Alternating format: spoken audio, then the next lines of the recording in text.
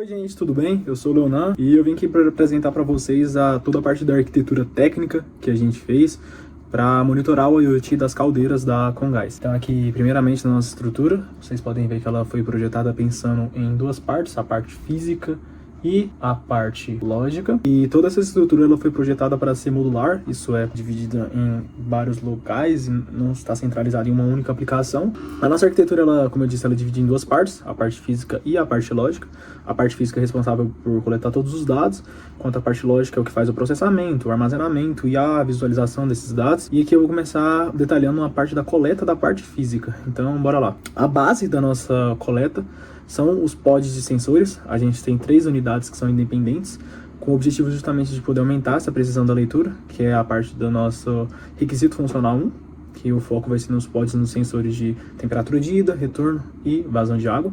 E cada pod ele possui um ESP dedicado justamente para ter um único sensor. E esses sensores, como eu disse, se concentram em 3 principais, sendo eles temperatura de ida, temperatura de retorno e vazão de água quente. Os pods foram equipados com módulo micro SD, o que acaba garantindo, em caso de perda de conexão Wi-Fi, os dados brutos acabam sendo armazenados nesse micro SD localmente e, caso haja reconexão, eles são sincronizados. Tudo isso para garantir o requisito funcional 3, de que não haja perda desses dados. Aqui, vocês podem ver que a comunicação dos pods com o gateway, que é feita via Wi-Fi e protocolo MQTT. Já partindo para o ESP central, o que a gente chama aqui na aplicação de gateway, é justamente o cérebro de todo esse sistema. Ele é o que vai assinar os tópicos de MQTT, tanto dos pods que recebem os dados, e fazer tudo isso de uma forma agregada, realizando tanto o cálculo de energia térmica em kWh, que é uma parte do nosso requisito funcional 2, módulo micro SD, assim como os outros, para caso perca ou a conectividade ele continue armazenando dados. O gateway, ele garante essa interface homem-máquina, isso atende a parte da usabilidade, que é o nosso requisito funcional 7, e essa interface humano-máquina ela acontece através de 3 principais elementos.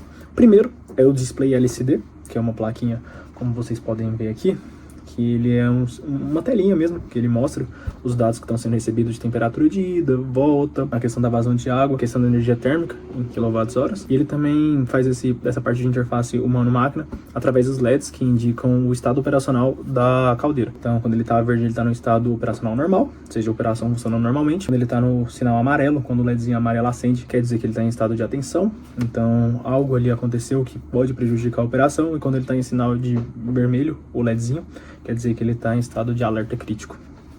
Além disso, para finalizar, a gente utiliza também um buzzer, que é um alerta sonoro, e ele toca nos casos de estar em estado de atenção ou em estado de alerta/urgência do sistema. A gente colocou um botão que permite silenciar esse buzzer, assim você segura ele durante 3 segundos, o que acaba melhorando a usabilidade para o zelador, o nosso requisito funcional 10 e nosso requisito funcional 9 através do buzzer. Para conectar toda essa arquitetura aos requisitos do projeto, a gente começa tanto pela segurança quanto pela confiabilidade, por isso que a gente decidiu utilizar a comunicação Wi-Fi e MQTT, e tudo isso garante uma transmissão contínua desses dados, que é uma parte do nosso requisito funcional. E no quesito de segurança, a comunicação do ESP é criptografada usando o MKTTS, que é o TLS. Isso atende justamente o requisito não funcional 1, que é a questão da confidencialidade e integridade desses dados. O ESP central ele é responsável por garantir toda essa parte de identificação e autentificação única e segura para poder acessar esses dados via dashboard. E aí, passando agora um pouco mais para a parte lógica da nuvem, já que a gente falou da parte física, a parte lógica é justamente onde vai acontecer todo o processamento final e a visualização. Aqui a gente tem o broker MQTT na nuvem,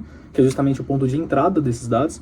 Ele distribui isso de forma segura para o back-end. E aí o back-end, que está desenvolvido em Node.js, vai processar toda essa telemetria, realizar a estimativa de consumo de gás com base no kWh, e implementar um módulo de análise para poder detectar essas anomalias e fazer o disparo para quem está acessando via interface. O banco de dados que a gente está utilizando é o principal Supabase para poder armazenar todos esses dados de telemetria e garantir um histórico linear e rastreável. E a escolha justamente por banco de dados é para poder otimizar o tempo de resposta rápido para consultas históricas. E por fim, a aplicação web, que é o principal ponto de acesso de todo esse ecossistema, que é o dashboard, é a interface final que vai exibir esses dados e esses gráficos para poder tomar atitudes, análise ou insights a respeito da aplicação. Ele implementa justamente o controle de acesso, que é baseado em níveis de papéis, que é parte do nosso requisito funcional 1 e do nosso requisito não funcional 2. E ele permite justamente a exportação dos dados para poder fazer toda essa análise personalizada, garantindo uma interface que seja responsiva, obviamente, que você consiga acessar em vários dispositivos. Para finalizar, a nossa arquitetura, em resumo, ela está voltada para a modularidade e todo esse processo que acaba sendo descentralizado centralizado, é uns ESPs ali, o estudo integrado na nuvem é justamente para garantir